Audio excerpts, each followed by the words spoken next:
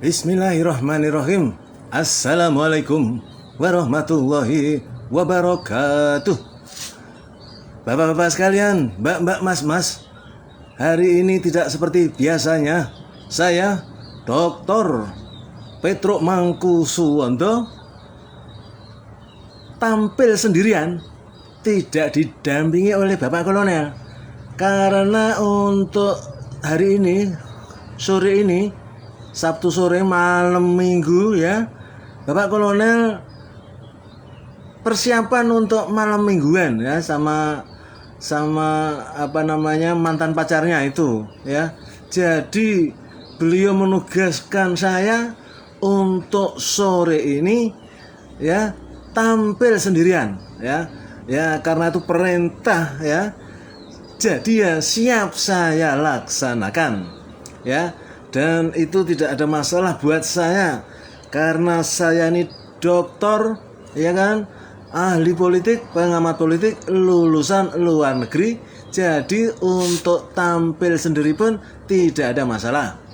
Dan oleh karena saya sudah dipercaya ya oleh Bapak Kolonel, maka untuk hari ini saya sudah menyiapkan satu materi yang saya kira cukup penting dan mulai viral ya, terkait dengan eskalasi politik kita ya, makin hari makin memanas ya, terutama sejak Pak Lurah Kowi itu menyatakan bahwa dia tidak akan netral ya dan siap untuk mendukung salah satu paslon.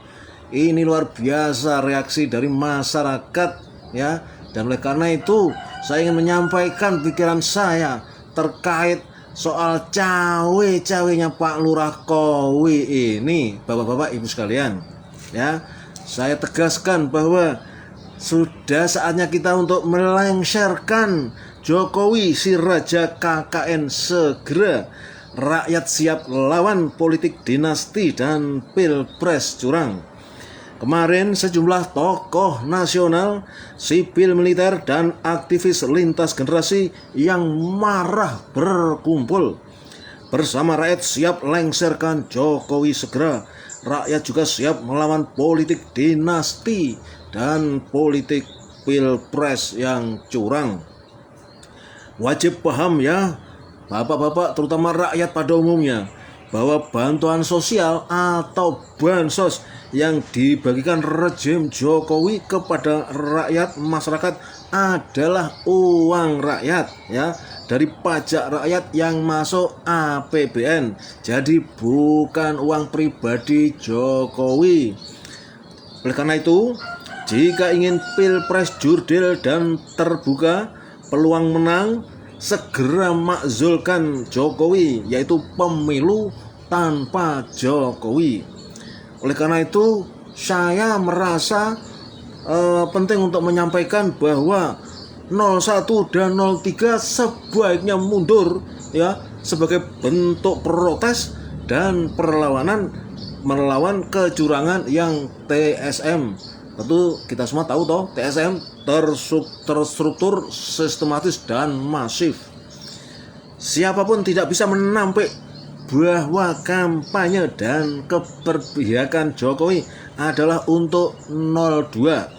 Seluruh paslon mengkritik keberpihakan Jokowi kecuali paslon 02. Opini umum yang terbentuk adalah Jokowi curang untuk mendukung Prabowo Gibran, dan Prabowo Gibran mendapat keuntungan dari kecurangan Jokowi, sehingga kemenangan satu putaran dan banyak perolehan suara Prabowo Gibran tidak akan dipercaya publik.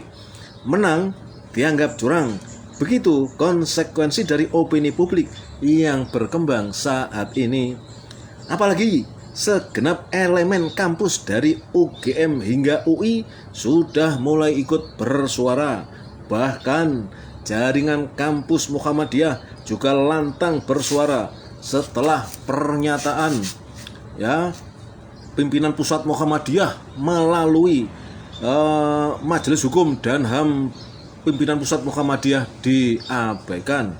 Jadi kecurangan yang didesain Jokowi sudah sedemikian TSM, tidak hanya menguasai para PLT Pemda, ya, gubernur dan wali kota bupati, tapi juga KPU, MK, dan TNI Polri.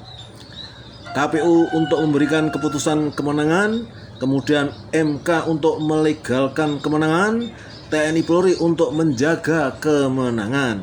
Ya, posisi Prabowo Gibran sudah terkunci. Ya, sulit untuk keluar dari persepsi memanfaatkan kekuasaan Jokowi, dan kalau menang akan dianggap menang curang.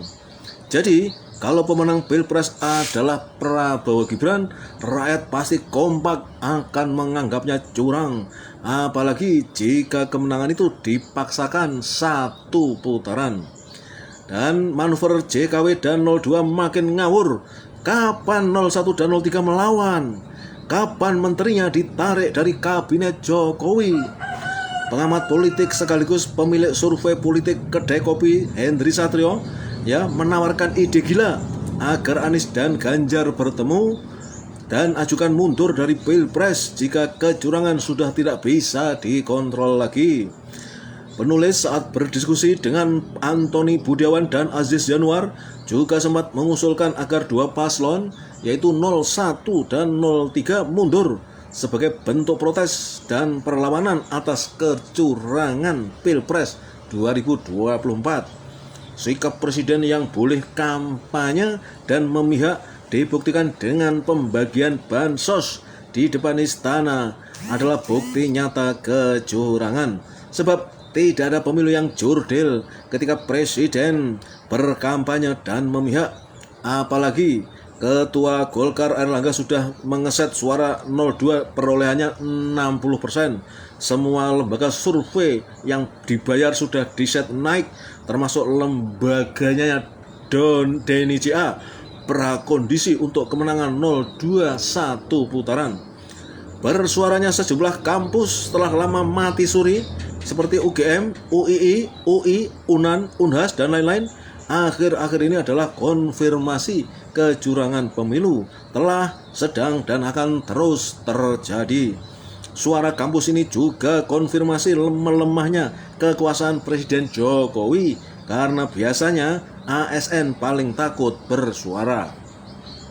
Melawannya parpol tidak cukup dengan bersuara, karena parpol punya alat kekuasaan. Naif sekali jika perlawanan parpol cuma teriak-teriak seperti aktivis. Adalah wajar jika pengamat atau aktivis politik seperti Rizal Fadilah, Antoni Budiawan, Marwan Batubara, Ahmad Kosinudin, Muslim Arbit, serta sejumlah tokoh lainnya hanya bisa melawan dengan diskusi dan menyampaikan pernyataan sikap, karena mereka hanya aktivis yang tidak punya kekuasaan. Tetapi parpol yang menjadi pengusung 01 dan 03 punya kekuasaan, baik di eksekutif maupun di legislatif. Jadi aneh jika parpol seperti Nasdem, PKB, PKS, PPP, hingga parpol sekelas PDIP hanya bisa berteriak. PKS punya anggota di DPR, begitu juga Nasdem, PKB, PPP, dan PDIP. Bahkan Nasdem, PKB, PPP, dan PDIP punya menteri di kabinet. Semestinya kalau serius melawan menteri-menteri dari 5 parpol ini, ya, maksudnya kalau serius melawan menteri-menteri dari 5 parpol ini ditarik dari kabinet mengikuti jejak Mahfud MD. Sementara anggota DPR mereka segera proses pemakzulan Jokowi. Toh sudah ada aspirasi rakyat yang masuk ke DPR. Kenapa diabaikan? Jokowi curang dalam Pilpres itu menggunakan kekuasaan, bukan cuma omon-omon. Lalu, kenapa parpol 01 dan 03 cuma melawan dengan omon-omon? Surya Paloh tak usah pidato gegap gempita mengkritik Presiden Jokowi bagi-bagi bansos. Cukup tarik menteri Nasdem yang tersisa, itu baru namanya serius. Halo, Hasto, ya, tidak usah memelas kepada Presiden Jokowi karena kadernya pasang bendera di persekusi di Jogja. Segera tarik Menteri PDIP. Masih banyak Menteri PDIP yang menikmati kue kekuasaan bersama Kabinet Jokowi. Ada Risma, Yasona, Azwaranas, Basuki, dan lain-lain. PDIP juga punya kekuasaan di parlemen karena ketua DPR RI dari PDIP.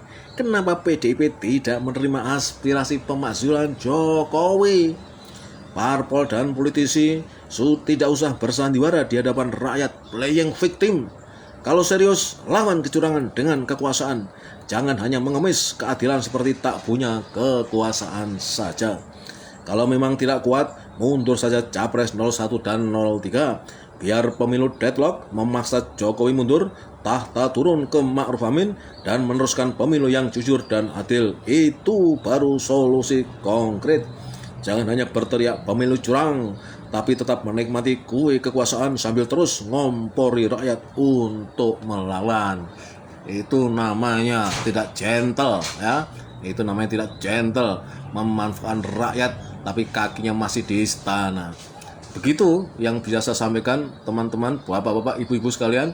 Jadi sore ini saya tidak bersama Bapak Kolonel, saya tampil sendirian karena Bapak Kolonel mau persiapan malam mingguan, ya. Oke, baik.